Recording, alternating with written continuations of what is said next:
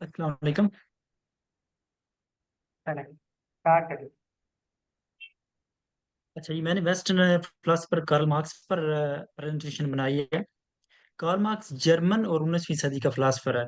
सिर्फ फिलोसफर ही नहीं, जर्नलिस्ट भी थे, थ्योरिस्ट, हिस्टोरियन और खासकर इकोनॉमिस्ट थे, क्योंकि इनकी सारी थ्योरीज इकोनॉमी के गिर्द ही घूमती हैं। 1818 में पैदा होते हैं और 1883 में इनकी डेथ होती है। कार्ल मार्क्स वैसे तो यहूदी फैमिली से ताल्लुक रखते थे, लेकिन बाद में एथियस्ट ये हो जाते हैं, क्योंकि इनके वालिद साहब यहूदी थे और जबकि जर्मनी में थे। तो जर्मनी में खास करके यहूदियों की कोई सोशली पोजीशन अच्छी नहीं थी। तो उन्होंने भी ईसाईयत कबूल कर ली, क्योंकि मजहब से कोई इतना खास लगाव नहीं था उन्हें। तो उन्होंने भी ईसाईयत कबूल कर ली। इस तरह जो कार्ल मार्क्स है, इनकी भी जो एजुकेशन है वो सेकुलर इन्वायरमेंट में ही हुई है। तो इनकी मेन जो थ्योरीज हैं वो कैपिटलिज्म यानी कि एंटी कैपिटलिज्म कह सकते हैं, क्योंकि इनकी मेन थ्योरी है वो कम्युनिज्म है। तो कम्युनिज्म कह सकते हैं या एंटी कैपिटलिज्म कह सकते हैं, एंटी फिलासफी हो गया। नेक्स्ट कर दूं भाई। जी जी, बोले, आपकी आवाज़ ठीक। नेक्स्ट स्लाइड कर दें। अच्छा, ठीक है। आवाज नहीं आई? आ रही है मेरे पास। नहीं, मेरी आवाज अगर क्लियर नहीं है तो बताएं, मैं डिस्कनेक्ट होके। नहीं नहीं, क्लियर है, मुझे तो ठीक आ रही है। अच्छा, क्या होगी? अच्छा, ये मार्क्सिज्म मार्क्सिज्म क्या है? मार्क्सिज्म एक थ्योरी, इसकी जितनी भी इसने थ्योरीज दी हैं, सोशलिज्म या कम्युनिज्म या एंटी एंटी कैपिटलिज्म, उनका एक मजमूआ है जिसको मार्क्सिज्म कहते हैं।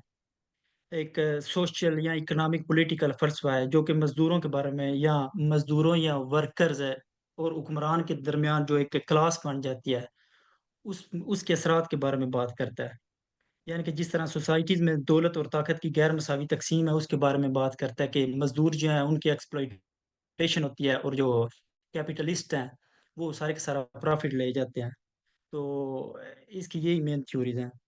और क्योंकि जिस दौर में मार्क्स पैदा होता है उस वक्त यूरोप में जो यानी कि मगरब में वेस्टर्न कंट्रीज जो थे, इनमें इंडस्ट्रियल रेवोल्यूशन पीक पर थी।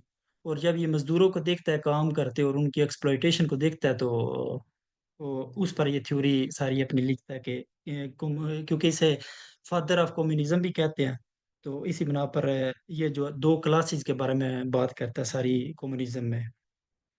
तो क्योंकि कार्ल मार्क्स जर्मनी में था, इसे एक्सपेल कर दिया गया था जर्मनी से, क्योंकि इनके सोचने के या ख्यालात थोड़े मुख्तलिफ थे। तो पेरिस में चले जाते हैं।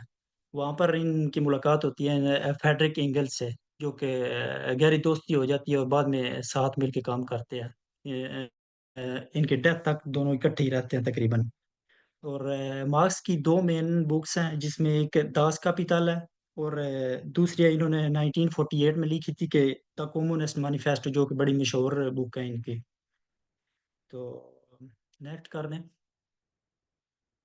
अच्छा जी, इधर मार्क्स थ्योरी देता है historical materialism, mode of production. यानी इसका ये मानना था कि दुनिया में जितनी भी सोसाइटीज बनती हैं उनकी बेस जो होती है वो मोड ऑफ प्रोडक्शन पर होती है, यानी कि इकोनॉमी पर होती है। क्योंकि ये चार हिस्टोरिकल मटेरियलिज्म है, ये चार हिस्टोरिकल यानी कह लें कि स्टेजेस बयान करता है, जिसमें प्रोडक्शन किस तरह हुई है, मतलब जब से दुनिया या जितनी की हमारे पास हिस्ट्री है, जब से दुनिया शुरू हुई है, तो कितने पर पास स्टेजेस हैं कि जिनमें मोड ऑफ प्रोडक्शन चेंज हुआ है, जिसकी बना पर सोसाइटी चेंज हुई है। क्योंकि इससे पहले जो इसका एक मेंटोर था जिसका नाम एगल था, उसकी उसकी ये आइडियोलॉजी थी कि जो सोसाइटीज है उनकी बेस होती है कि एक इंसान सोचता कैसे है, उसके ख्यालात और तस्वुरात किस तरह हैं, उस बना पर सोसाइटीज बनती हैं। लेकिन मार्क्स जो है चूंकि एथियस्ट था, तो इसकी सारी सोसाइटी मटीरियलिज्म यानी कि मटीरियल के गिर्द घूमती हैं। तो वो कहता है कि हमारी लाइफ में जो मटीरियल है उसकी बना पर हमारी सोसाइटीज बनती हैं।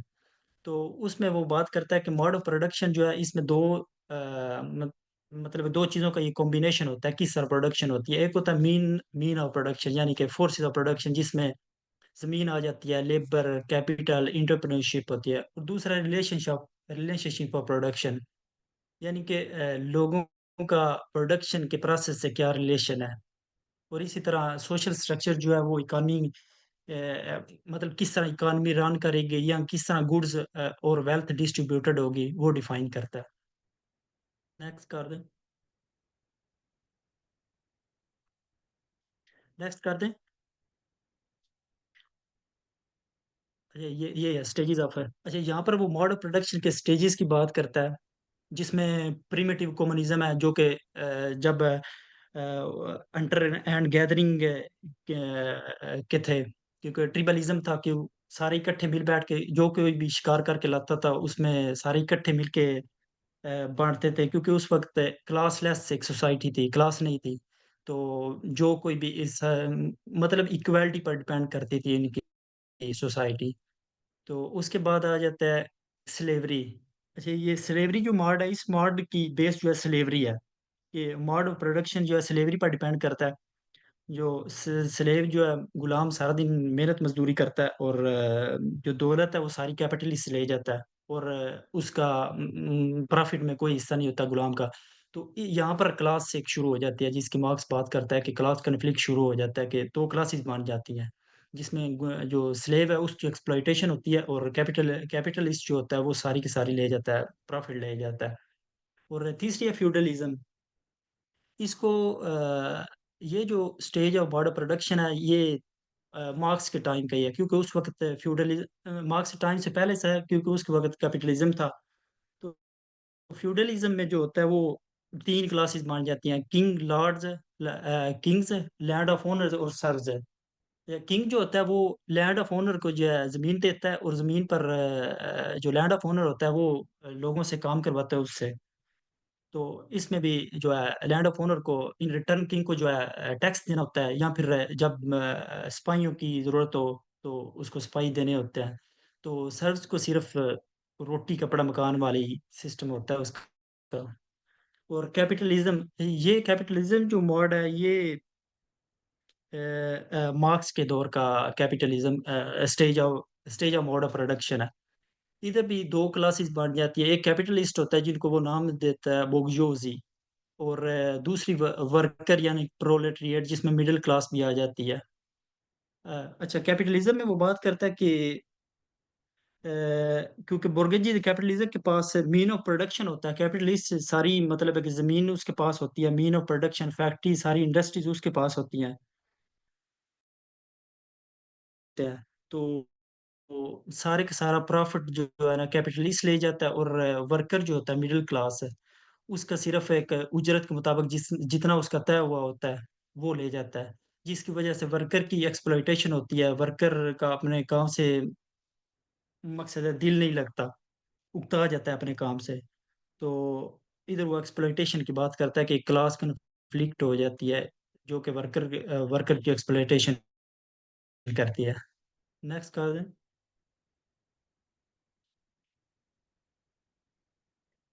अच्छा, एलियनेशन। अच्छा जी, एलियनेशन का मतलब है कि किसी खास शख्स का या किसी ग्रुप का अपने काम से, अपने आप से, या अपनी सोसाइटी से दूर हो जाना, यानी डिस्कनेक्ट हो जाना। तो इधर क्योंकि उस सदी में, 19वीं सदी में जो इंडस्ट्रियल रेवोल्यूशन थी वो पीक पर थी।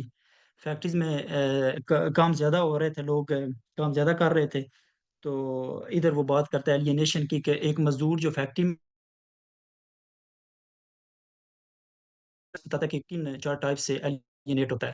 पहली बात करते हैं alienation of worker from their product, कि जो वर्कर होता है वो अपने प्रोडक्ट से एलियनेट हो जाता है। अब एक बंदा एक प्रोडक्ट बनाता है, और उसे पता है कि जब इसने मार्केट में सेल होने जाना है, तो और इसकी जो सारे का सारा प्रॉफिट है वो सारा कैपिटलिस्ट ने ले जाना है, और मेरे उसकी वो उजरत यानी है जो उसकी तय हुई है, तो वो प्रोडक्ट से एलियनेट हो जाता है। और दूसरा है प्रोसेस ऑफ प्रोडक्शन। अच्छा, प्रोसेस ऑफ प्रोडक्शन में वो जो प्रोडक्ट प्रोड्यूस करने का प्रोसेस है, उससे एलियनेट हो जाता है, क्योंकि एक बंदा सुबह से शाम तक एक ही काम करता रहे रिपीटली, तो वो कोई अपनी क्रिएटिविटी इस्तेमाल नहीं कर सकता, अपनी कोई स्किल नहीं इस्तेमाल कर सकता, क्योंकि फैक्ट्री में जो काम होता है वो एक प्री एक तरीके से होना होता है। तो वो अपनी कोई स्किल नहीं इस्तेमाल कर सकता, तो जिसकी वजह से एलियनेट हो जाता है प्रोसेस से भी। और उसके बाद एलियनेट हो जाता है योर सेल्फ से, ह्यूमन बीइंग से, वो अपने आप को इंसान नहीं समझता। मार्क्स ये कहना चाहता है कि जो बंदा फैक्ट्री में काम करता है सारा दिन सुबह से शाम तक काम करता है, तो वो एक मशीन की तरह अपने आप को महसूस करता है, इंसान नहीं समझ सकता अपने आप को। तो वो अपने आप से एलियनेट हो जाता है। और चौथी है अपने दूसरे कोलीग से या सुपीरियर से, जो कि सुपीरियर से मुराद अपना बॉस हो गया या कैपिटलिस्ट कह लें, जो सारा प्रॉफिट ले जाता है, तो उससे एक अपने आप को बराबर नहीं महसूस करता या गुलाम महसूस करता है, तो दूसरों से भी एलियनेट हो जाता है। नेक्स्ट कर दें।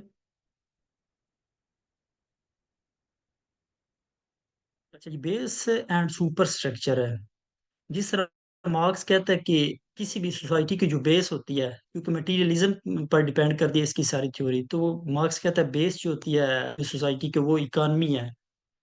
इकोनॉमी में जो है रिलेशनशिप प्रोडक्शन या पीन ऑफ प्रोडक्शन आ जाता है। तो वो कहता है कि कैपिटलिस्ट जो है वो बेस को कंट्रोल करता है, कि सारी बेस उसके पास होती है, क्योंकि लैंड उसके पास होता है, लेबर इंडस्ट्री फैक्ट्री सारी हैं जो है वो कैपिटलिस्ट के पास होती है। तो वो इकोनॉमी को कंट्रोल करता है। और मार्क्स कहता है कि जो ये कम्युनिटी कोई भी है उसकी बेस जो होती है वो इकोनॉमी होती है। जब कैपिटलिस्ट सारी इकोनॉमी को कंट्रोल करता है, जाहिर है कम्युनिटी भी वही बनाएगा, या कम्युनिटी में जो एक स्ट्रक्चर बना हुआ है उसको भी कैपिटलिस्ट ही कंट्रोल करेगा, यानी कि एजुकेशन, फैमिली, रिलीजन हो गया, या पॉलिटिक्स को कैपिटलिस्ट अपने मुफाद के मुताबिक इस्तेमाल करेगा।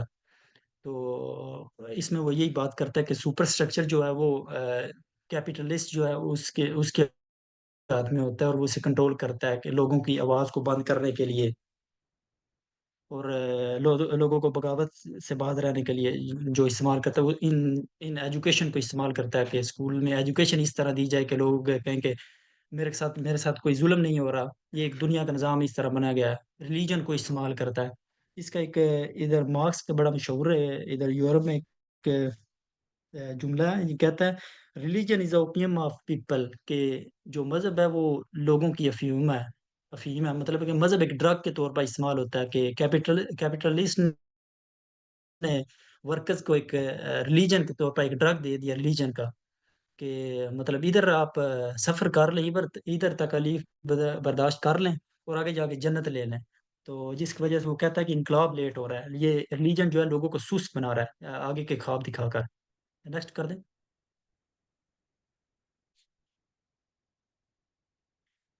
अच्छा ये कम्युनिज्म इसकी जो मशहूर थ्योरी है, जिसको क्योंकि इसको कार्ल मार्क्स को फादर ऑफ कम्युनिज्म भी कहते हैं। इसकी मशहूर ये मेन थ्योरी है कम्युनिज्म। कम्युनिज्म में एक ऐसी थ्योरी, यहाँ हम कह सकते हैं कि पॉलिटिकल सिस्टम है जिसमें सारी की सारी जो प्रॉपर्टी होती है वो कम्युनिटी के अंडर होती है, या इनकी या उसके ज़रिए ओन की जाती है। और स्टेट या गवर्नमेंट है अवाम की सारी ज़रूरियात, नीड्स को पूरा करती है। यानी कि एक ऐसी कम्युनिटी जहाँ मेन ऑफ प्रोडक्शन है, लैंड हो गया, फैक्ट्रीज़ है, कैपिटल हो गया, या कोई भी बिज़नेस हो गया, जो आम अवाम है उसके ज़रिए, और जो वेल्थ है या प्रॉफ़िट है, वो इक्वली डिस्ट्रीब्यूटेड होता है अवाम में। तो इसमें कोई क्लास नहीं रह जाती, क्लासलेस सोसाइटी बन जाती है। तो वेल्थ जो है इसमें वो इनहेरिटेंस होती है, और प्राइवेट ओनरशिप का कोई तस्वर नहीं है इसमें।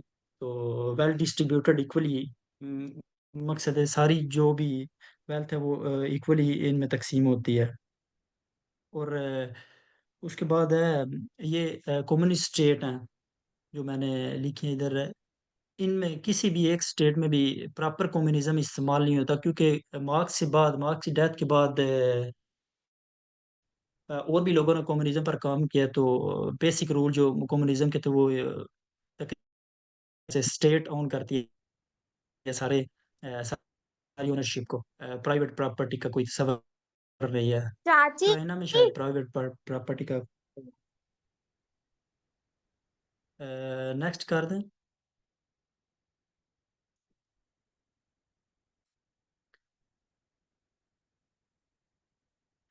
अच्छा इधर इस्लामिक पॉइंट ऑफ व्यू के साथ देखें तो, क्योंकि हमारा इस्लाम का जो इकोनॉमिक सिस्टम है वो तकरीबन बेसिक प्रिंसिपल उसका जस्टिस है, जस्टिस के मुताबिक सबको वेल्थ मिलेगी। कैपिटलिज्म भी है इस्लाम में, कैपिटलिज्म जो इस वक्त इस दुनिया में राइज है वो नहीं, और ना कि कम्युनिज्म है। कैपिटलिज्म और कम्युनिज्म के दरमियान जो है ना एक जस्टिस के तौर पर हमारा इस्लाम का एक सिस्टम, इकोनॉमिक सिस्टम है। जो कि कुरान और ख़ास करके हदीस से लिया जाता है। और जो इसके काउंटर हैं, यानी कि principle communism based on disbelieve, क्योंकि एक मार्क्स जो है वो एथियस्ट है, तो सारा उसका जो थ्योरी है वो मटेरियलिज्म के गिर्द घूमती है। खुदा का वो इनकार कर देता है। और उसके बाद इसका जो पहले मैंने मशहूर जुमला बताया, religion is opinion of people, it is a sigh of obsessed creature.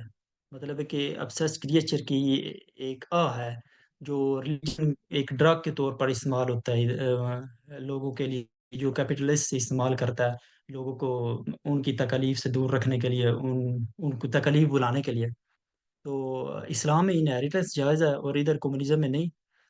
इस्लाम में प्राइवेट प्रॉपर्टी जायज़ है, लेकिन इधर कम्युनिज्म में नहीं है। और इसी तरह प्रॉफिट जो है वो भी इस्लाम में जायज़ है, लेकिन कम्युनिज्म में प्रॉफिट का कोई तस्वर नहीं है। और कंपटीशन अगर नहीं होगा तो ज़ाहिर है लोग एक दूसरे से आगे नहीं करेंगे, क्वेश्चन नहीं करेंगे, तो लेजी हो जाएंगे। नेक्स्ट कर दें।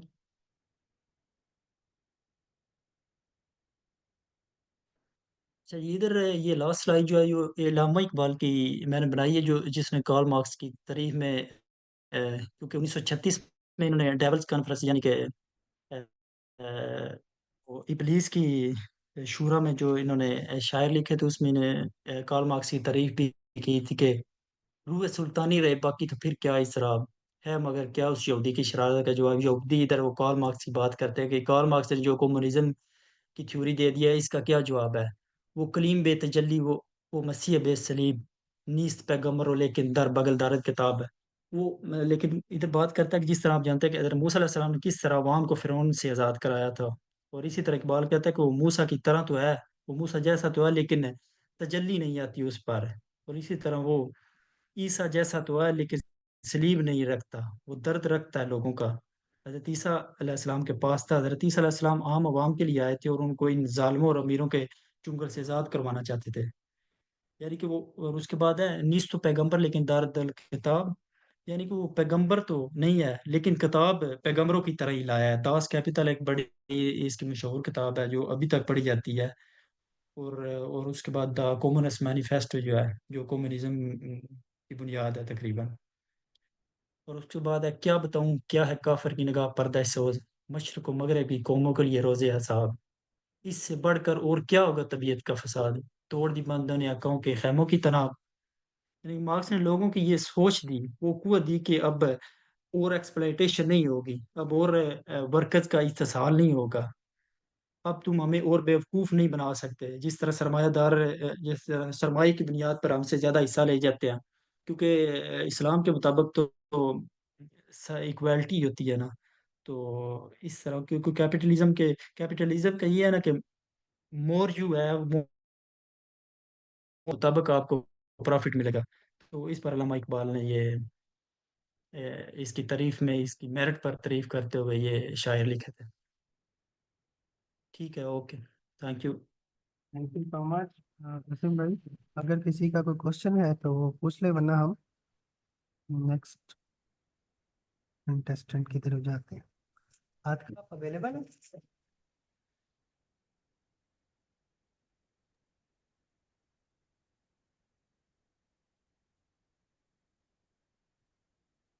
आज का और सादिया, आप दोनों में से कौन अवेलेबल है?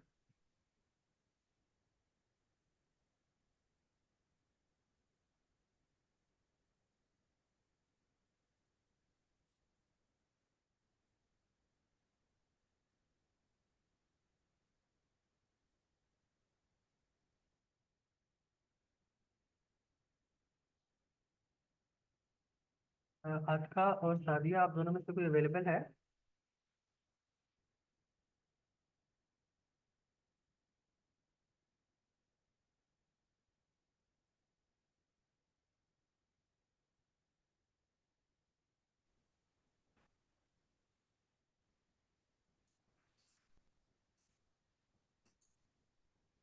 जी आप करें।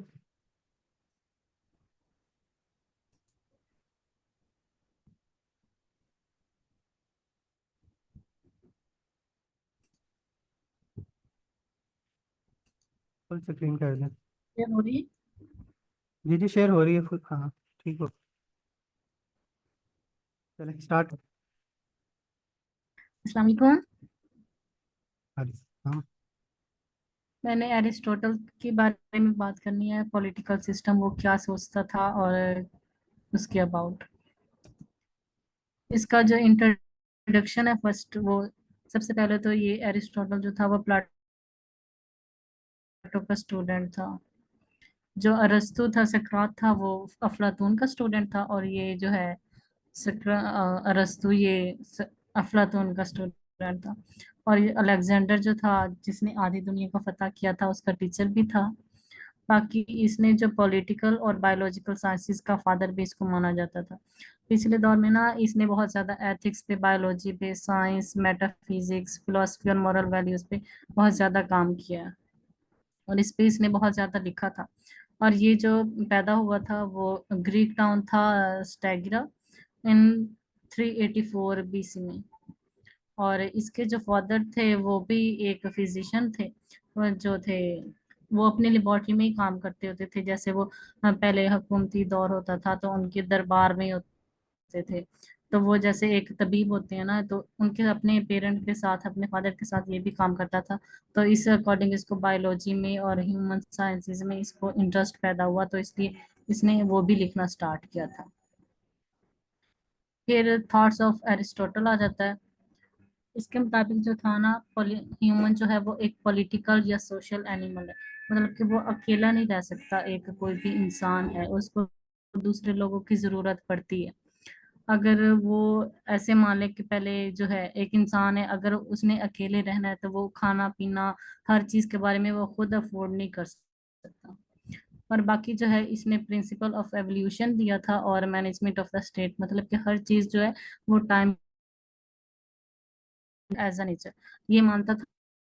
वो इंसान नेक होता है। इसको कुछ जो फिलोसफर्स थे वो कहते हैं कि ह्यूमन में खुदगर्जी होती है, वो दूसरों को कुछ नहीं देख सकता ये।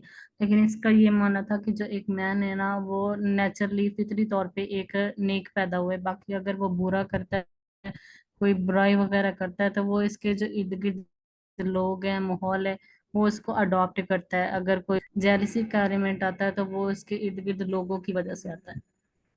बाकी ये कहता था कि स्टेट जो है वो डिपेंड करती होती है मॉरल और पॉलिटिकल इंस्टीट्यूशंस पे। मतलब कि जो भी हमारे पास हम एक हुकूमत बनाते हैं, उसमें जो भी इंस्टीट्यूट्स होते हैं, उनके पॉलिटिक्स के, उनके मोरल वैल्यूज की। अगर आजकल पाकिस्तान में देखा जाए ना, तो जो हमारे इंस्टीट्यूट्स हैं उसमें तो मॉरल वैल्यूज हैं ही नहीं। जिसका जो दिल करता है वो वही करता है। इसलिए वो कहता था कि अगर कोई भी स्टेट अगर सक्सेसफुल होनी है तो उसका सबसे जो बेसिक एलिमेंट है वो इंस्टीट्यूट्स है। अगर इंस्टीट्यूट्स में हर चीज जो है वो रूल्स और ग्रो करेगी। अगर कोई भी मॉरल वैल्यूज से या कोई भी लॉ से अगर बियॉन्ड जाता है, तो वो स्टेट जो है वो खुद ब खुद जवाल का शिकार होना। State should be as a body. State को हम कोई भी हम मतलब कि हम अलग नहीं समझ सकते। हम ऐसे समझेंगे जैसे वो हमारी जिस्म का एक हिस्सा है। और जैसे है मतलब कि हम अगर पूरे हैं, हमारे हाथ पांव ऐसे हैं, मतलब कि हम सबका ख्याल रखते हैं। इसलिए हम अगर एक अपने खानदान की, अपनी फैमिली की केयर कर रहे हैं, तो हमें चाहिए कि हम उसकी, हमारी जो स्टेट है हम उसके बारे में भी सोचे। सिर्फ अपने बारे में ना, अपनी फैमिली के बारे में, बल्कि अपनी स्टेट के बारे में भी सोचे। अगर हमने एक सक्सेस, हमने एक माशरा बनाना है तो। बाकी वो डिसएग्री करता था प्लाटोज कम्युनिज्म थ्योरी पे। प्लाटो जो कहता था वो कहता था कि एक किंग, उस पे हुकूमत करनी चाहिए। एक जो अगर किंग होगा वो अच्छे से फैसला कर सकेगा। लेकिन इसका ये मान है वो आ जाते हैं, इख्तियारात आ जाते हैं, तो वो उसका गलत यूज भी कर सकता है। इसलिए वो इससे डिसएग्री भी करता था। बाकी thoughts about slavery and women. और इसका ये ख्याल था कि जो है स्लेवरी वहाँ पे जो पिछले दौर थे उसमें गुलामों को खरीदो फरोख्त की जाती थी। तो इसका यही मानना था कि अगर जो एक स्लेवरी है, मतलब कि जो स्लेव हैं उनको एक प्लम्बर्स वगैरह होते हैं, हमारे पास टेक्नीशियंस होते हैं, हमारे पास मतलब कि एक डिफरेंट इंस्टीट्यूट्स होने चाहिए जिसमें गुलामों की खरीदा फरोख्त हो या कोई भी हो, मतलब कि हमारी जिंदगी के लिए स्लेवरी बहुत ज्यादा इम्पोर्टेंट है। एक अच्छे से जो हमारे काम कर सके, जैसे एक वुमन एक इंसानी जिंदगी के लिए बहुत ज्यादा इम्पोर्टेंट होती है, ऐसे ही यह गुलाम जो हमारे रोजमर्रा के काम कर सके वो भी हमारे लिए लाजमी है। मतलब कि ज्यादा स्टेट्स होनी चाहिए। एक स्टेट जो है वो दूसरे स्टेट के साथ है, जैसे रिलेशंस में होगी तो हम एक अच्छे से, अगर एक स्टेट में एक चीज है और हम दूसरी चीज नहीं है लेकिन वो दूसरी स्टेट में है, तो वो एक दूसरे से एक्सचेंज भी कर सकते हैं। इस तरह से जो है फॉरेन रिलेशंस जो है वो बिल्डअप होने चाहिए। State official should be from middle class. और ये कहता था कि स्टेट जो है वो मिडिल क्लास फैमिली से होनी चाहिए, मतलब कि मिडिल क्लास वाले जो लोग हैं ना वो हुकूमत में आने चाहिए। उनको ज्यादा अच्छे से पता होता है कि जो गरीब है या गरीब तबका है उससे जो बिलो है तबका, उसके कौन कौन से होते हैं मसाइल हैं, उनको भी वो हल कर सके। इसलिए जो अमीर तबका है वो भी हुकूमत में नहीं आना चाहिए, मिडिल क्लास लोगों से ये लेना चाहिए। बाकी जो सेपरेशन ऑफ पावर है वो एग्जीक्यूटिव, लेजिस्लेटिव और जो जुडिशरीज में होना चाहिए। एक ही इंसान के पास सारे इख्तियारात ना हो एग्जीक्यूटिव, मतलब कि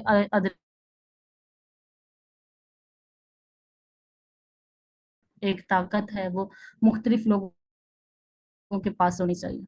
thoughts on justice and morality, और ये कहता था कि जो इंसाफ है वो हर किसी के लिए, चाहे वो गरीब है अमीर है, मतलब कि हर चीज से बियॉन्ड जो है जस्टिस हर एक के लिए होना चाहिए। और मोरालिटी, मॉरल वैल्यूज हर एक एक जैसी ही करता है, अगर एक इंसान है दूसरे इंसानों से भी वैसे ही सलूक करना चाहिए। बाकी ये प्लाटोस की थ्योरी से दूसरी भी डिसएग्री करता था, ये कहता था कि ये एक दुनिया जो है ना वो रियल और परफेक्ट नहीं है, लेकिन प्लाटो ये कहता था कि दुनिया जो है, जो प्लाटो कहता था वो ये कहता था word is not real and perfect and other word occurs in reality. मतलब कि वो एक तरह से आखिरत पे भी यकीन रखता था कि ये दुनिया जो है ना वो रियल नहीं है, ये एक खेल तमाशा है और परफेक्ट भी नहीं है। मतलब कि इसमें बहुत सारी ऐसी चीजें हैं जो नहीं होनी चाहिए, और मतलब कि परफेक्ट नहीं है। हाँ, हमारे पास अगर खुशियां हैं तो गमी भी है और इस तरह से, लेकिन ये जो वर्ड है ना वो रियलिटी में नहीं है। एक और दुनिया भी है जो रियलिटी में है लेकिन वो परफेक्ट है, मतलब कि वो आखिरत के बारे में ही सोचता था कि एक और दुनिया भी है जो बहुत ज्यादा परफेक्ट है, लेकिन ये दुनिया जीने के लिए परफेक्ट नहीं है। लेकिन अरिस्टोटल ये कहता था कि हम सिर्फ इसलिए इसको इग्नोर नहीं कर सकते कि ये एक मतलब ये परफेक्ट नहीं है, लेकिन हम इस दुनिया को एक जीने के काबिल भी बना सकते हैं। और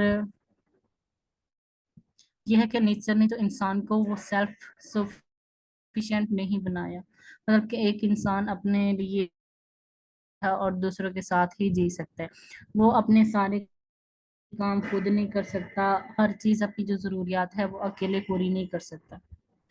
बाकी स्टेट जो है वो एक गुड लाइफ के लिए प्री कंडीशन है, मतलब कि अगर हम एक अच्छी जिंदगी जीना चाहते हैं तो इसके लिए एक स्टेट का होना जरूरी है। जैसे है एक दूसरे पे हमले होते हैं, अगर स्टेट एक सक्सेसफुल होगी तो हम ये गुजार सकते हैं। A state comes into existence for the sake of life and continues for good life। जो स्टेट है वो एक है, और एक अच्छी, अगर हमने अपनी जिंदगी को बेटर और बनाना है तो हमने अपने स्टेट को और भी ज्यादा करवाना है। और स्टेट जो है वो प्रियर टू मैन है, मतलब कि इसके लिए बहुत ज्यादा इम्पोर्टेंट है। बाकी आगे टाइप्स की बात आ जाती है, टाइप्स ऑफ स्टेट में उसने मोनार्की का कहा था, मोनार्की, एरिस्टोक्रेसी और पॉलिटी। मोनार्की में वो इसमें ये आ जाता है कि एक पर्सन ही है जो पूरी इख्तियारात होते थे, तो वो इसी में सम पीपल, मतलब कि कुछ ही लोगों में जो अपनी मर्जी से रेगुलेट करते हैं उसको इम्प्लीमेंट करते हैं माशरे में। तो जैसे एक गुंडागर्दी आ जाती है उसमें कि अगर उनका जो दिल करेगा वो करेंगे, लेकिन वो इसको भी नहीं मानता था। नेशन, मतलब कि तमाम लोगों से राय ली जाती थी कि ये रूल हमने बनाना है, ये हमने इम्प्लीमेंट ये हमने इम्प्लीमेंट करना है। इसमें से मतलब कि वो डेमोक्रेटिक था, इसको ही वो पसंद करता था। बाकी बुक्स हैं, पॉलिटिक्स लिखी हैं, जिसके 8 वॉल्यूम्स उसने पब्लिश किए थे। और कॉन्स्टिट्यूशन पे जो है एक बुक है जो सोशल लॉज और कस्टम्स पे है।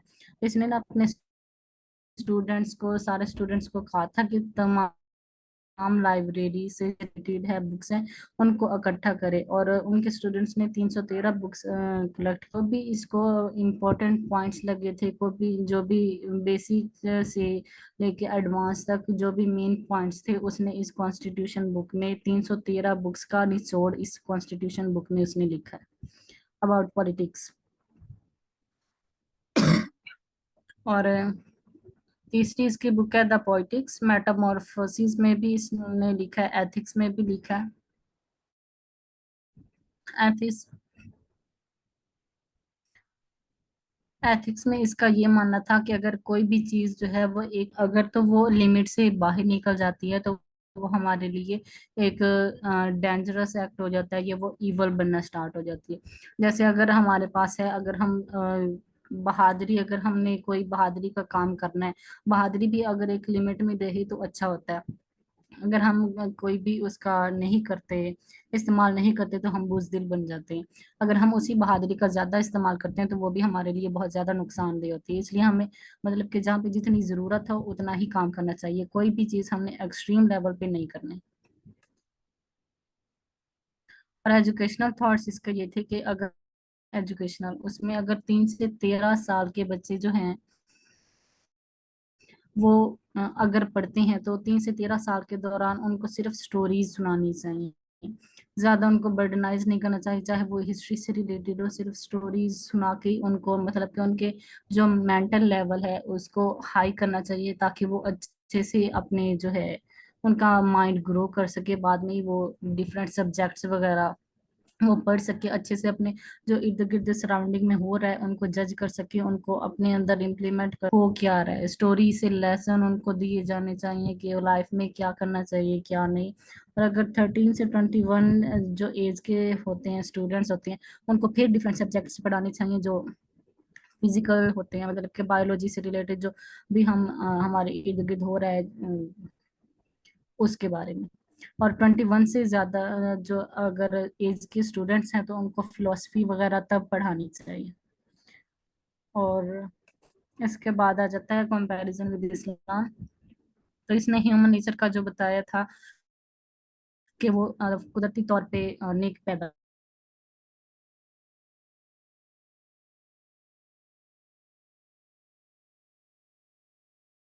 यहूदी या नसरानी बनाते हैं।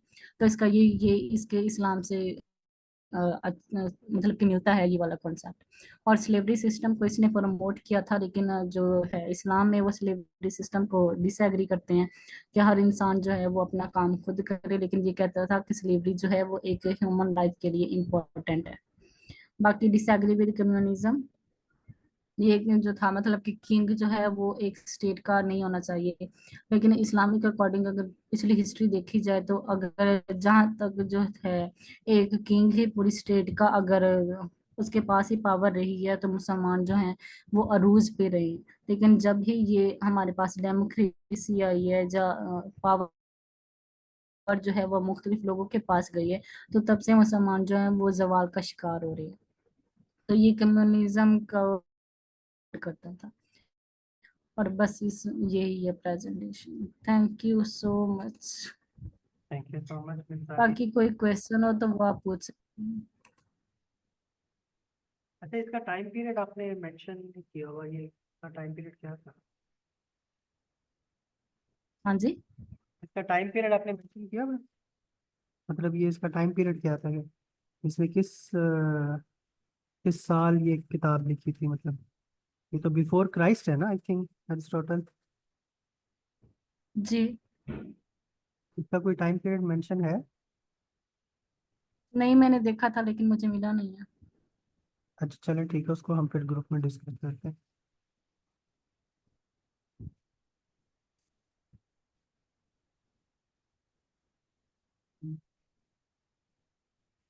बाकी किसी का कोई क्वेश्चन है तो वो पूछ लें।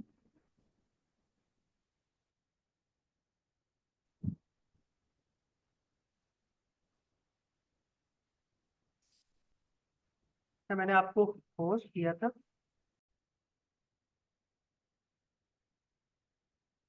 जी आपका स्टार्ट करें। अस्सलाम वालेकुम। मेरी आवाज़ आ रही है? जी जी आ रही है आपकी आवाज़। ओके, स्टार्ट करते हैं। Well, topic of my presentation is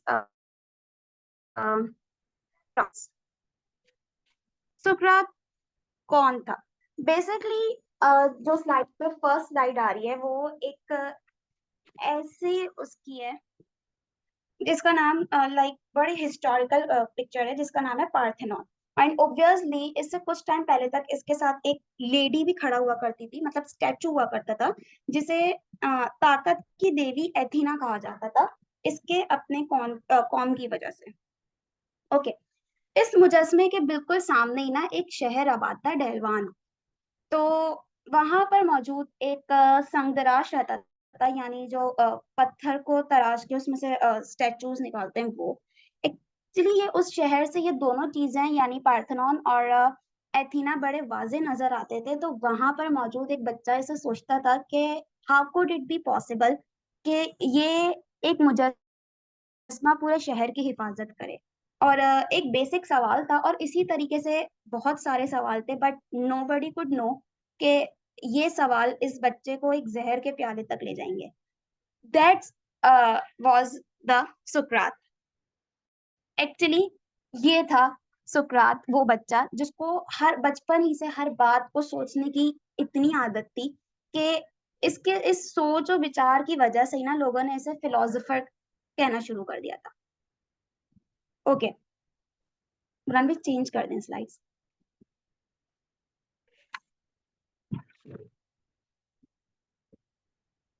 well, right now हम इसी फिलोसोफर को डिस्कस करेंगे, दैट इज सुकरात, जिसे यस एक अजीम हस्ती भी कहा जाता है, बट कुछ लोग इसे बड़े अजीब से अल्फाजों में यानी मिसकैरेक्टराइज भी करते हैं। वेल, सुकरात का जमाने में ना एथेंस एक बड़ी शोहरत रखते थे और पूरी दुनिया में इनका एक नाम था। एक वाहिद डेमोक्रेटिक सिटी था, मतलब उस तरह से डेमोक्रेसी इसमें इस्टेब्लिश नहीं थी जिस तरह आज हम देखते हैं, बट यस इब्तिदा डेमोक्रेसी की इसी शहर से हुई। और इस बात पे इन लोगों को बड़ा फख्र था। लेकिन क्योंकि सुकरात इसके अगेंस्ट था, उसका एक्चुअली कहना ये था कि जमहूरियत वाकई एक फन है, बट हम जब तक जमहूरियत का फन लोगों को ना सिखा दें, हम उन्हें वोटिंग करने का हक नहीं दे सकते। तो इस पे इसकी मुखालफत हुई। बट एक और पीछे चलते हैं। सुकरात एक्चुअली बचपन ही में ना अपने फादर से पूछता है, क्योंकि वो अगेन अपना काम कर रहे थे, पत्थर को तराश रहे थे, तो वो उनसे पूछता है कि आपको कैसे पता कि इसके अंदर से क्या निकल कर आएगा। लाइक समटाइम्स वो शेर बनाते थे या डिफरेंट मुजस्मे स्टेचूज बनाते थे, तो वो कहते थे आपको कैसे पता कि उसमें से क्या निकल के आएगा। तो ना उनके फादर ने उसे बड़ा ही अजीब और दिलचस्प जवाब दिया कि इट्स अप टू यू, ये तुम्हें सोचना पड़ेगा कि तुम किसको आजाद कराना चाहते हो इस पत्थर से। उसकी तस्वीर अपने दिमाग में बनानी पड़ेगी and then bring it out from it. Okay, ये जवाब सुन के ना वो बड़ा परेशान होता है और फिर सोचता रहता है। इसकी मदर यानी सुकरात की मदर जो थी ना, वो एक मिड वुमन थी। सो वो भी उसको यही जवाब देती हैं कि मैं अपने काम में इसलिए वो हूँ, या मेरा काम ये है कि एक बच्चे को एक माँ से आजाद कराना। तो लिहाजा इन दो सवालों ने ही उसमें सोचने पे इतना मजबूर कर दिया था कि वो बचपन ही से ना अपनी हैबिट बना लेता है टू थिंक। अब उसकी थिंकिंग और सवाल करने की, क्योंकि सुकरात का जो शहर एथेंस था वो इस कदर मशहूर था अपने उसमें, तो बहुत सारे लोग लाइक ट्रेडिंग के लिए और सफर के लिए जहाज के थ्रू या रोड के थ्रू इनके पास आते थे।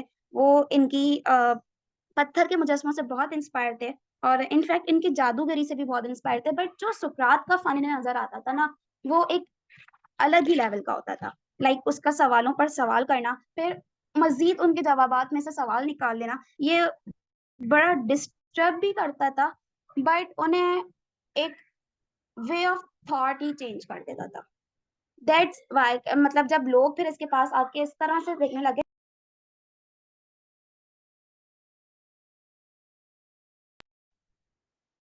Change the slide please.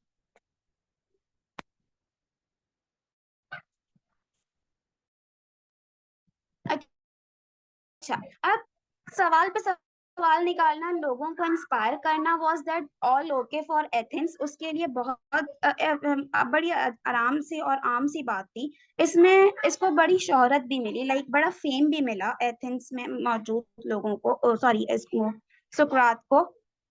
But उसका एक बड़ा ही अजीब कॉल था कि smart people learn from everything, वो हर चीज से सीखते हैं, और average people from their experience, अपने एक्सपीरियंस से सीखते हैं, और स्टूपिड तरीन लोग होते हैं जो कि पुरानी बातों को मजीद फॉलो करके चलते हैं, मतलब अगर उनके पास कोई एविडेंस मौजूद नहीं है तो।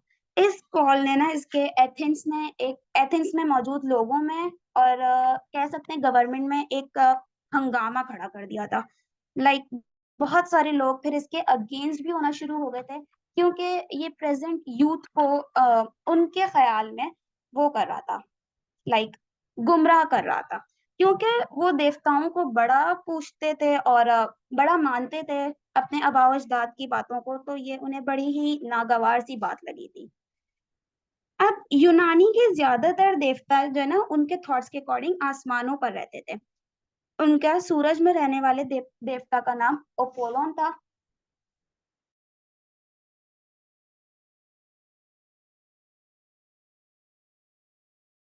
अब आवाज आ रही है? जी जी आ रही है। ओके। अपोलोन या पोलो के नाम से मशहूर था, जो कह सकते हैं कि इनके सबसे लार्जेस्ट प्लेनेट का, यानी जुपिटर का सबसे बड़ा देवता माना जाता था यूनानी लोगों की तरफ से। फिर इनकी चांद पे रहने वाली एक देवी और थी जिसका नाम सैलिनी था। एक दिन ना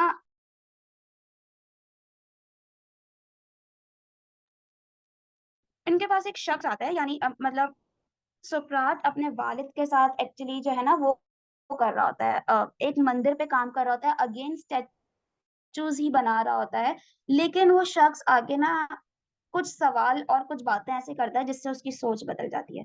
वो कहता है कि ठीक है, लेकिन मुझे नहीं लगता कि देवता आसमानों पर मौजूद हैं, क्योंकि आसमान, ये जो मटेरियलिस्टिक्स बातें हम करते हैं ये तो बने ही स्टोन से हैं, लाइक चांद और ये सूरज, लेकिन और चांद की तो अपनी कोई रोशनी भी नहीं है, तो वहां पर देवता कोई कैसे रह सकता है?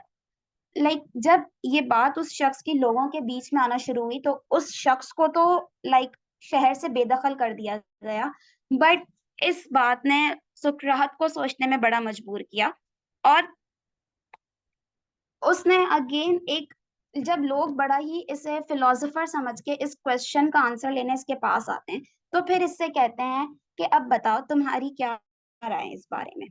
तो वो उनको सिंपल कहता है कि ना मैं इसकी फेवर में हूँ कि देवता ऊपर मौजूद है, और ना मेरे पास इस बात की कोई दलील है कि देवता ऊपर मौजूद नहीं है।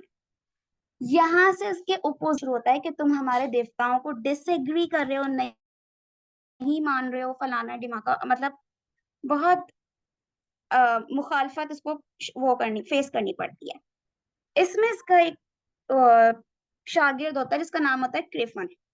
क्रिफन जो है ना, वो एक उसके पास जाता है, एक पिलर के ऊपर ना उसकी, इनका जो सूरज का देवता होता है दैट इज अपोलो, उसका मुजस्मा रखा होता है, और उसके नीचे एक औरत बैठी होती है। तो लोगों को जब भी कोई कंफ्यूजन होती थी वो उसके पास जाते थे सिंपल, और उनसे आंसर करते थे, और सॉरी क्वेश्चन करते थे, और जो आंसर मिलता था वो उनका ये थॉट था कि ठीक है, हमारे देवता की तरफ से ये आंसर है। सो वो उससे सवाल करता है कि क्या इस वक्त सुकरात से भी कोई जहीन तरीन शख्स मौजूद है? तो वो लेडी जो है वो फॉर्चुनेटली और अनफॉर्चुनेटली जवाब देती हैं कि नहीं, इस वक्त पूरे शहर में सुकरात से लेकर सुकरात से मशहूर कोई वो नहीं है, या समझदार कोई शख्स एथेंस में मौजूद नहीं है। वो भागता हुआ जाकर अपने लोगों को ये बात बताता तो है, बट अगेन उस वक्त तक इसकी ओपोजिशंस की तादाद बढ़ चुकी होती है और उनमें मौजूद इतना जहर उनके बीच घुल चुका होता है रिलेटेड टू सुकरात, के वो ना उनके उसमें मौजूद शहर में मौजूद थिएटर में बाकायदा सीरियल्स चलाते थे टू मिसकैरेक्टराइज सुकरात और उसका मजाक उड़ाने के चक्कर में। ये सब चल ही रहा होता है कि एथेंस के स्पार्टा के शहर से लड़ाई चल रही होती है और उसमें भी इनको बड़ी कोई शिकस्त हो जाती है, फैसला कुन शिकस्त। लिहाजा लोग इस बात का मलबा भी सुकरात पे डालते हैं कि इसकी खिलाफ वर्जी की वजह से शायद देवता हमसे नाराज हैं और हमें इस शिकस्त का सामना करना पड़ा है। अभी ये सब चल ही रहा होता है और जमहूरियत से वैसे ही ये वो कर लेता है, इख्तिलाफ कर लेता है। तो इसमें ना इसका एक अगेन फॉलोअर या इसका शागिर्द क्राइटोस के पास आता है और इससे कहता है कि तुम्हारे खिलाफ एक मुकदमा होने वाला है, लिहाजा चले जाओ यहाँ से। तो अब सुकरात को उसी शख्स की याद आती है जो कह रहा था कि देवता नहीं है। उसको समझ आता है कि ठीक है, इन लोगों ने उसके साथ भी यही किया, ये मेरे साथ भी यही करेंगे। वो अपने आप को मेंटली प्रिपेयर करता है and as for hearing the मुकदमा एट दैट टाइम, मतलब वो एक मुकदमा चलाया जाता है उसके लिए, सुकरात के लिए। वहां पर मौजूद उसे 3 घंटे मिलते हैं और इन्हीं 3 घंटों में अब उसकी पेशी भी होनी थी, सुनवाई भी होनी थी और उसे सजा भी मिलनी थी। Lay off 500 people. जब 180 मिनट्स में वो अपना मुकदमा पेश करते हैं अगेंस्ट द सुकरात, तो उसके बाद अगेन सुकरात अपने आप को डिफेंड करने के बजाय वो अपनी ही बात पर अड़ा रहता है। लोगों से मुखातिब होकर, इनफैक्ट ज्यूरी से नहीं, लोगों से मुखातिब होते हुए कहता है कि क्या पॉइंट आउट करके ज्यूरी को कि क्या इनके पास कोई सबूत है कि ये मेरे खिलाफ क्या कह रहे हैं वो सच है? अगर नहीं है तो फिर मैं भी कह सकता हूँ कि ये झूठ कह रहे हैं। तो अगेन वो उनके एथेंस के कुछ रूल्स पर, उनके डेमोक्रेटिक सिस्टम पर बड़ा ही तनकीद भी करता है इस मामले में। और 180 मिनट्स में ही वो खुद को डिफेंड नहीं करता, बट खुद को प्रोटेक्ट नहीं करता, बट अपनी बात पे भी अड़ा ही रहता है। वो नहीं कहता कि हाँ मैं अपनी बात मान लेता हूँ। एक्चुअली ज्यूरी ये कहती है कि इट्स ऑल फाइन, आपको अपनी फिलॉसफी क्रिएट करनी है, स्प्रेड आउट करनी है, आप करें, बट हमारे बुतों के बारे में कुछ ना कहें। और वो अपनी बात पर ही अड़ा रहता है कि मैं सच से कैसे पीछे हट जाऊं। खैर वोटिंग होती है ज्यूरी की ही तरफ से, 500 पीपल्स में से 280 पीपल्स उसके अगेंस्ट चले जाते हैं और 220 पीपल्स यानी कि लोग जो हैं वो उसके फेवर में आते हैं। ओके, उसका अब क्योंकि वोटिंग ज्यादा उसके उस पर थी, अगेंस्ट थी, तो उसके हाथ में था फैसला कि या तो अगेन वो पीछे वाले शख्स की तरह जो कि इस बात को इस ये स्टेटमेंट देके चला गया कि देवता नहीं है, उसकी तरह वो भी चला जाए सुकरात भी, या फिर अपने लिए अपने लिए सजा खुद तयन कर ले कि वो किस तरह मरना चाहेगा। ओके, जब ये सुनवाई होती है और ये नतीजा सामने आता है तो उसके बहुत सारे फ्रेंड्स और फॉलोअर्स उसको ये बात कहते हैं कि इट्स अप टू यू और हम चाहते हैं कि आप यहाँ से चले जाएं। तो इस बात पर सुकरात अपने बड़े अच्छे अल्फाज उनसे मुखातिब होके कहता है, स्लाइड चेंज करिएगा।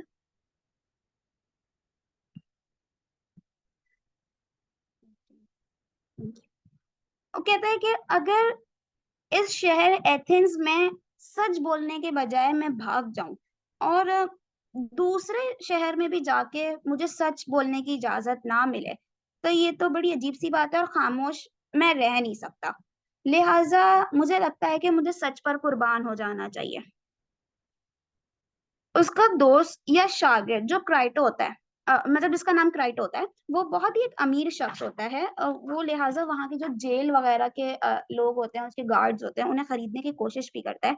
लेकिन वो जहर का प्याला, मतलब वो इस बात को सेलेक्ट करता है सुकरात के, मैं जो है वो गवर्नमेंट की तरफ से एक डिनर करना चाहता हूँ। यानी कि उसने सोचा कि मैं एक होम लॉक पीऊंगा जहर वाला प्याला। सो अब वो बहुत सोचता है इस बारे में, और उसका जो एक फॉलोवर होता है और बहुत अच्छा दोस्त भी होता है क्राइटो, वो कहता है कि ठीक है, मैं आपको भगाने में आपकी मदद करूंगा, लेकिन वो इस बात पे एग्री नहीं होता। और कुछ ही दिन बाद उसके पास मौजूद गार्ड से कहता है कि मुझे जहर का प्याला ला दिया जाए। वेल, वो लाता है और उसके बाद अपने अगेन तारीखी अल्फाज दोहराता है कि मैंने सुना है कि मरते हुए इंसान को खामोश रहना चाहिए और खामोशी से ही मरना चाहिए, लिहाजा जब मैं ये प्याला पी लूं तो अपने ऊपर काबू रखना और सब्र से काम लेना। वेल, सुकरात के ये आखिरी अल्फाज उस बड़े ही कोटेड उसमें हमारी हिस्ट्री में मौजूद हैं। और अगेन वो प्राइड जब वो प्याला पी लेता है और उसे लगता है कि अब वो पैरालाइज्ड होना शुरू हो गया, यानी जहर जब अपना असर दिखाना शुरू करता है, उसे लगता है उसके पाँव काम नहीं कर रहे हैं। Then it came to its chest. फिर उसके बाद वो उसके सिर्फ आखिरी अल्फाज होते हैं, वो अपने मुंह पर कपड़ा डाल के अगेन क्राइटो से ही कहता है कि मेरे ऊपर एक कर्ज बाकी है, उसे पूरा कर देना।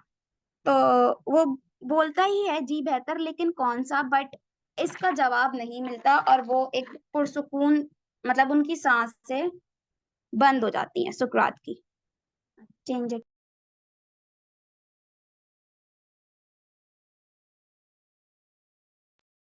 Okay, now it's come to that the philosophy of Socrates, how could we compare it to the Islam? The main thing that I realize from it is कि अगर आप सच पे हो तो you should not take care of it कि आपके सामने कौन, you should not think कि who is against you or who are in the favor। और ऑब्वियसली क्योंकि अगर अल्लाह ताला ने आपसे काम लेना होता है तो वो आपके किसी न किसी फॉलोअर को भी इस उसमें भेज देते हैं। जैसे बड़ा ही हमने अभी सुना एरिस्टोटल का नाम, और एक्चुअली सुकरात के स्टूडेंट था प्लेटो।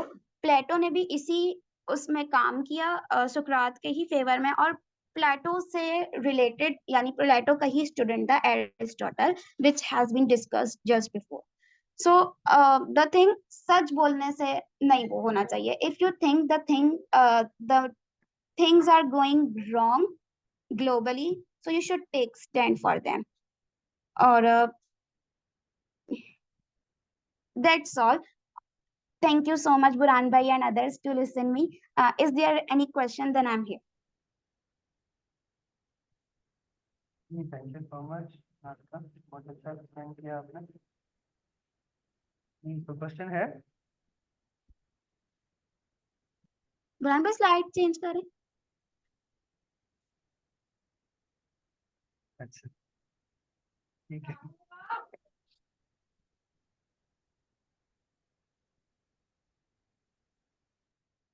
किसी का क्वेश्चन है? अस्सलाम वालेकुम। वालेकुम सलाम। मैं कुछ पूछना चाह रही थी, क्या मैं पूछ सकती हूँ? जी जी, पूछे पूछे। मैं ये पूछना चाह रही थी कि एरिस्टोटल हो गए, प्लाटो हो गए, and the third one is Socrates. ये तीनों किस फीचर ऑफ डेमोक्रेसी को, किस फीचर ऑफ पॉलिटिक्स को सपोर्ट कर रहे थे? अगर आपके प्रेजेंटर्स मुझे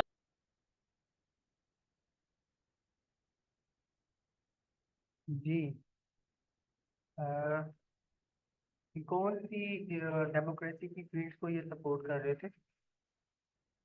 आस्था या सिस्टर सादिया बताएंगे इस बारे में?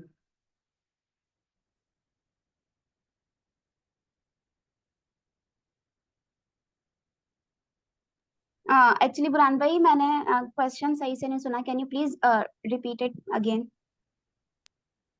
श्योर राधिका, मेरा सवाल ये था कि ये तीनों जो फिलोसफर्स थे वो पॉलिटिक्स के कौन से फीचर को सपोर्ट कर रहे थे? वर दे सपोर्टिंग मोनार्की, वर दे सपोर्टिंग डेमोक्रेसी, और इनकी जो कनेक्टिविटी थियरी है वो अगर एक्सप्लेन हो।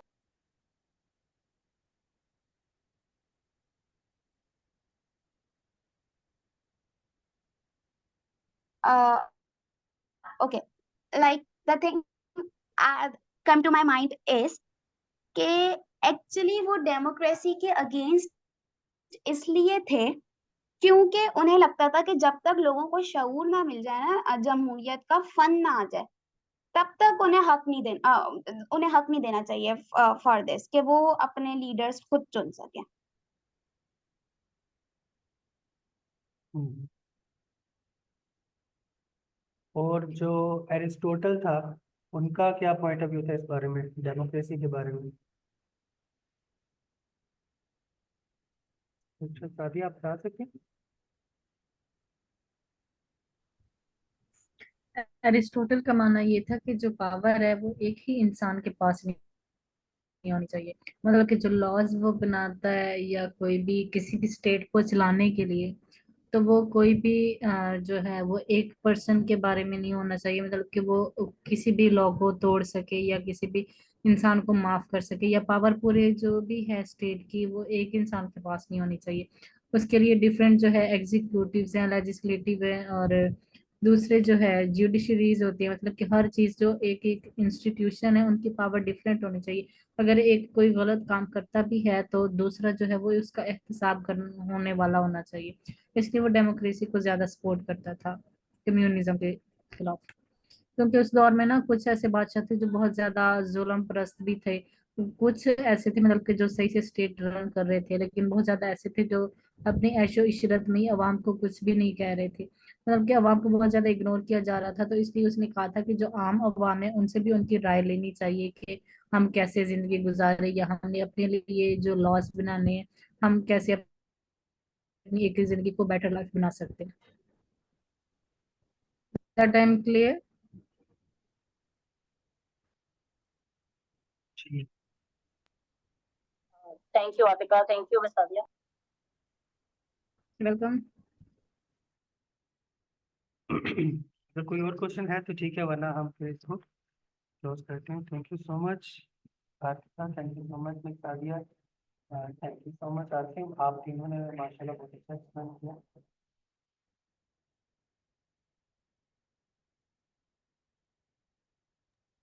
चले ठीक है, हम क्लोज करते हैं। थैंक यू सो मच, अल्लाह हाफिज़। जज़ाकल्लाह खैर, अल्लाह हाफिज़। अल्लाह हाफिज़।